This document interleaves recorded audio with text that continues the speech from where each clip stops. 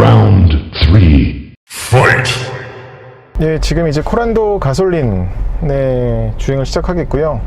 정차 상태에서는 바깥에서 그래도 소음이 좀 들어오는 편이네요. 이게 어떤 흡음재라든지 이런 부분인 것 같아요. 유리도 좀 얇고 가솔린이라서 어떤 엔진룸에서 들어오는 소리는 없습니다. 그리고 진동이나 이런 것도 다 절제가 잘 돼 있어요.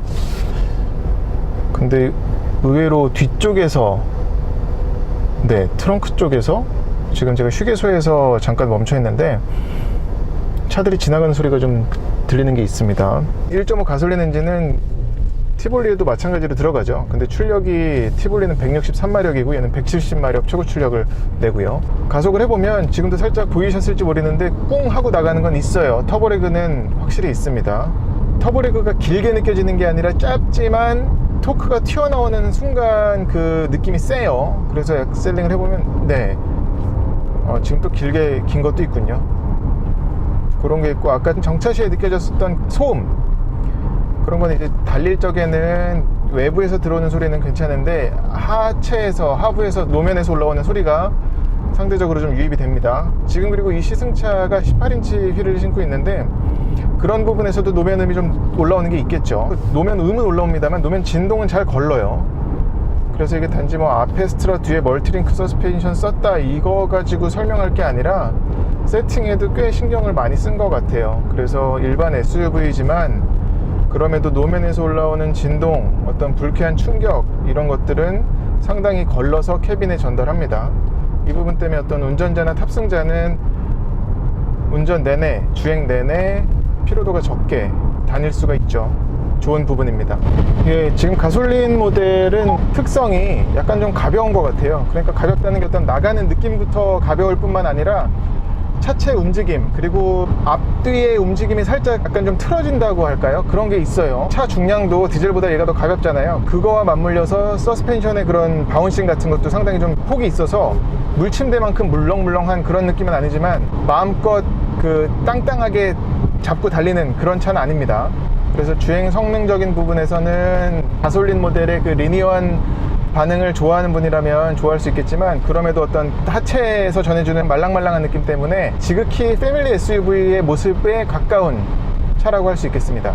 그러니까 어떻게 더 조이려고 노력을 했다거나 그러지 않았어요. 스티어링 휠의 느낌이 상당히 가볍습니다. 아까 처음에 출발하면서 저속에도 의아할 만큼 가볍다고 느꼈었어요. 그래서 이 차는 그렇게 내달릴 SUV가 아니라고 볼 수도 있겠죠. 코란도는 약간 1.5 터보 가솔린임에도 불구하고 많이 조이진 않았다라고 말씀드릴 수 있겠습니다. 네, 달리다 보면은 아이신 6단 변속기는 크게 어깃장 내는 일은 없는데 그럼에도 답답하게 느껴지는 때가 간혹가다 있습니다. 특히 갑자기 가속할 때 그런 게 두드러지는데 이 터보 레그와 맞물려서 변속기가 적절히 저단으로 내려가지고 RPM을 올려야 되는데 그러질 못해요. RPM은 올라가는데 속도는 올라가지 않는, 약간 CVT 같이 그렇게 답답한 순간이 간혹가다 있습니다. 구간 단속을 이용해서 이 어댑티브 크루즈 컨트롤을 테스트를 해보겠는데 얘는 이제 코란도가 갖고 있는 그 옵션이 거의 다 들어갔거든요. 그래서 지금 핸들을 잡으십시오 라고 뜨고요. 그리고 시간이 지금 한 대략 15초 정도 지났어요. 그래서 그래도 안 잡고 있으면 이제 빨갛게 좀 더 오디오까지 경고를 주죠. 그러다 아예 풀려버립니다. 기능이 해제되었습니다 라고 하면서 띠동띠동띠동 이런 소리를 내네요. 그러니까 토탈로 치면은 한 30초, 40초 정도 되는 것 같고요. 그 중간에 두 번 경고를 하네요. 한 번은 손잡으라고 사인을 주고 그 다음 단계에서는 오디오로 청각적으로 경고를 줘서, 이건 뭐 일반적으로 이 반자율 주행 기술을 넣은 차들이 모두 이렇죠. 마찬가지입니다. 근데 아까도 말씀드렸다시피 얘는 차선 안으로 우겨 넣는 게 좀 더 세게 들어와요. 내가 방향지시 등을 안 켜고 넘어간다거나 아니면은 의도치 않게 차선을 머금으면은 조향을 하는데 이게 좀 저항하고 싶을 만큼 세게 들어옵니다. 그러니까 보여드리자면 지금도 들어오는데 얘가 지금 다시 한번 의도적으로 해볼게요. 지금 보이시나요? 지금 좀 약하게 들어온 것 같은데 이게 좀 획 하는 것 같은 수준으로 들어와요. 1.5 터보 가솔린 엔진 가진 SUV 치고는 우리나라에서는 유일하게 저공해 3종이라서 저공해 3종에서 오는 혜택이 꽤 있거든요.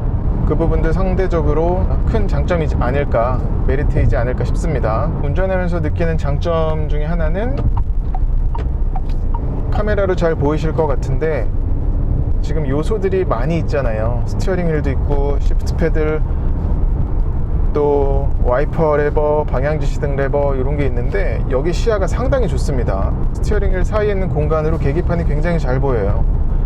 얘는 헤드업 디스플레이는 없잖아요. 대신 이제 풀 디지털 방식 디스플레이 클러스터를 써가지고 여기에다 계기판, 또 어떤 인포테인먼트 정보, 또 운전자 인포메이션, 그리고 내비게이션까지 다 띄우는데 이런 부분에서 시야가 좋다 보니까 상당히 보기가 수월합니다.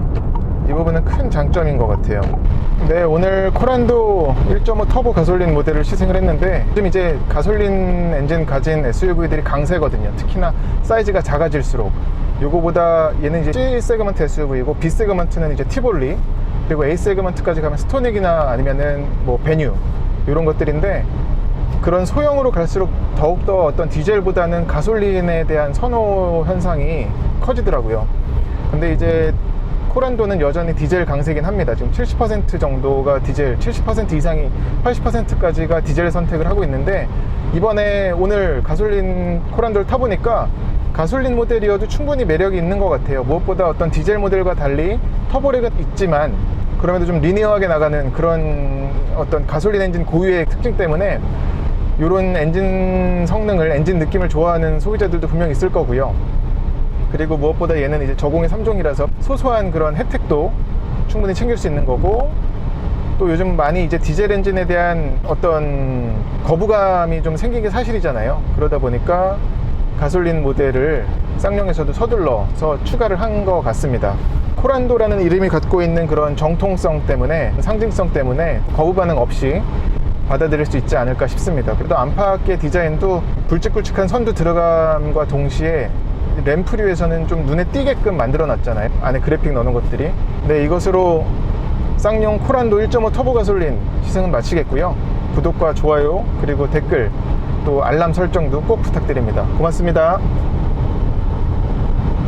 네, 이제 셀토스 주행을 해보겠는데요. 시동을 걸어보면 카드를 넣어주세요. 살짝 진동은 있고요. 하지만 엔진에 들어오는 소음이 상당히 좀 디젤 엔진스럽지 않게 들어오네요. 어떤 갈갈거림, 덜덜덜 떨리는 것처럼 느껴지는 게 아니라 약간 좀 몽글몽글 한다고 해야 될까요? 아무튼 정리하면 소음을 차단을 그래도 꽤 했어요. 진동은 그래도 느껴집니다만. 그래서 페달이라든지 아니면 암레스트라든지 이런 데서는 전해지지 않지만 이런 운전대에서는 진동이 좀 있습니다. 지금 이 디젤 모델은 1.6L 터보 디젤 엔진이고요. 136마력에 32.6kg 포스미터의 최대 토크를 내는 엔진이고, 여기에 맞물린 변속기는 7단 DCT죠. 운전대는 지금 가벼운 편이에요. 그냥 노멀 모드에서는 가볍게 느껴집니다. 이 시승차는 지금 앞바퀴 굴림인데 셀토스는 사륜 구동도 나오거든요. 근데 앞바퀴 굴림 모델은 앞은 스트럿, 뒤는 토션빔.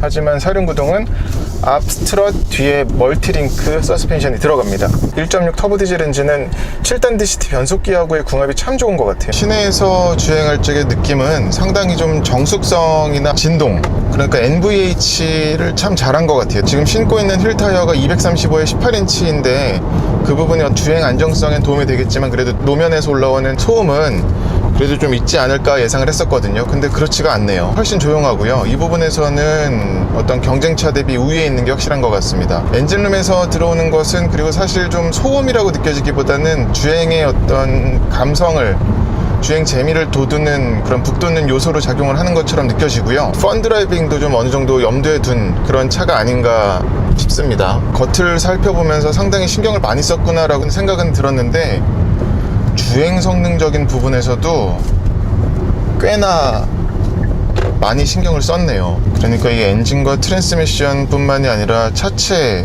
서스펜션, 하체의 조화도 상당히 잘 맞물려서 지금 뭐 어깃장 나는 구석이 없는 것 같아요. 최대 토크가 나오는 구간은 2000rpm에서 2250rpm 사이밖에 안 돼요. 되게 좁죠. 근데 이제 최고 출력은 4000rpm에서 나오게끔 세팅이 돼 있어서 그래프를 보여드리겠는데, 그래프가 지금 최고 출력이 쭉 올라가는 반면 최대 토크는 2000에서 찍고서는 250까지만 진행이 되다가 그 플랫하게 잠깐 나오다가 그냥 스물스물 떨어지는 구성이거든요 지금. 근데 달려보면은 도심 주행에서는 전혀 불편하지 않아요. 내내 답답하지 않게끔 달리는 모습을 보여줘요. 그리고 이런 좀 빨래판 같은 노면을 만나도 잔 움직임이 많다고 그럴까요? 그런 게 없습니다. 셀토스에서 예상하지 않았던 기대 이상의 모습이에요. 제가 그리고 차 주행할 적에 자주 쓰는 표현 중에 하체가 좀 푸들푸들하다는 표현 쓸 때가 있었거든요. 이번에 뭐 신형 BMW들도 그렇고 푸조 508 때도 그랬었고, 그러니까 참 유연한 느낌을 보여주는데도 그러면서도 운전자에겐 어떤 불안하지 않게끔 안정적인 거동을 보여주는 그런 서스펜션 하체 느낌일 적에 저는 푸들푸들하다라는 그런 느낌을 받는데, 이 셀토스도 마찬가지예요. 그 범주 안에 들어가는 세팅입니다. 펠리세이드 때도 그런 느낌을 받았었거든요. 야, 이 차는 어떻게 이렇게 큰 사이즈를 갖고서도 안정적으로 나갈까라는 생각을 했었는데, 이 녀석도 셀토스도 마찬가지예요. 옆에 소음도 상당히 적네요. 옆에 차가 지나갈 적에 들어오는 바람 소리가 뭐 되게 잘 차단되어 있는데요. 지금 유리는 뭐 당연히 예상은 헛겹이라고 했는데 살짝 두꺼운 정도, 그냥 평이한 수준이에요. 바닥에서 올라오는 소리도 마찬가지고요. 지난해 스토닉을 타보면서도 느꼈었던 거는 싼 게 빚이 떠, 그런 느낌이 있었거든요. 아, 이 값에서는 이 정도에서 타협을 할 수밖에 없겠구나. 아무리 좀 요즘 엔트리가 고급화하는 추세라고 하더라도 어떤 그 계산기 두들겨 보면은 이거 이상 해서는 제조사의 수익이 나오지 않는가 보다라고 저는 생각을 했었거든요. 근데 오늘 만난 셀토스는 딱 스토닉과 스포티지의 사이를 차지하는 준중형 SUV인데, 이 정도면 스포티지에 오히려 되게 가깝다고 말씀드릴 수 있을 것 같아요. 그러니까 스포티지도 이제 풀 체인지 할 때가 됐는데 추측하건대 스포티지는 상당히 좋아지지 않을까 싶고요. 모든 면에서 지금 오히려 그리고 스토닉과 셀토스의 차이가 많이 벌어진 것 같아요. 그만큼 물론 지금 이 녀석 차값이 상당하죠. 3천만 원에 육박하는 지금 시승차 값은 그 정도가 돼서 예상했던 거 이상으로 좋은 모습을 이어서, 셀토스는 이제 가솔린 터보 모델이 아마 주력이 되지 않을까 싶은데, 오늘 디젤 터보 모델도 디젤차에서 익히 예상하는 진동 소음 같은 게 참 잘 차단되어 있고 다스려져 있어서, 그러면서 또 주행 어떤 퍼포먼스적인 부분도 나무랄 데가 없어서 만족스러운 성능이라고 말씀드리겠습니다. 그리고 시트 포지션은 익히 SUV라면 예상할 수 있는 그 정도 높이고요. 특별히 뭐 낮지도 높지도 않습니다. 그리고 이 첨단 운전자 보조 기능도 조작하기도 쉽고 작동 개입도 이질적이지가 않습니다. 이건 뭐 현대기아의 큰 장점 중에 하나가 아닌가 싶어요. 크루즈 누르고 그냥 세트하면, 운전대 누르고 하면 그냥 세팅된 겁니다. 지금 시험 차원에서 보여드리는데 30초 정도는 유지를 하면서 가요.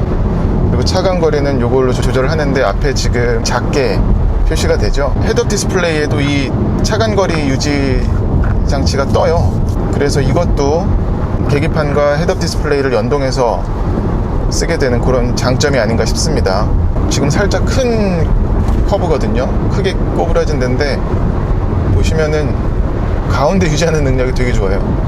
전에 뭐 K9 때도 그랬고 현대기아 차들이 모두 이 수준이 이제 된 것 같습니다. 어떤 뭐 옆에 부딪혀야, 그러니까 차선을 머금어야 가운데로 들어오는 게 아니에요. 지금 그리고 핸들을 잡으십시오라는 문구가 뜨고요. 시간이 좀 더 경과하면 이제 알람을 주고, 그렇게 이제 지금 이제 손이 빨개졌죠. 근데 이게 인지하는 게 지금 살짝 늦어요. 지금 운전대를 잡은 지 한 3초 정도?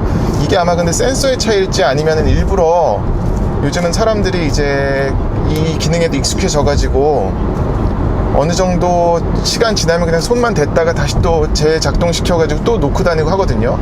그러니까 그거를 방지하려고 어떤 2, 3초 정도는 잡고 있어야 다시 이제 재개하는 게 아닌가 싶네요. 신기하죠. 참.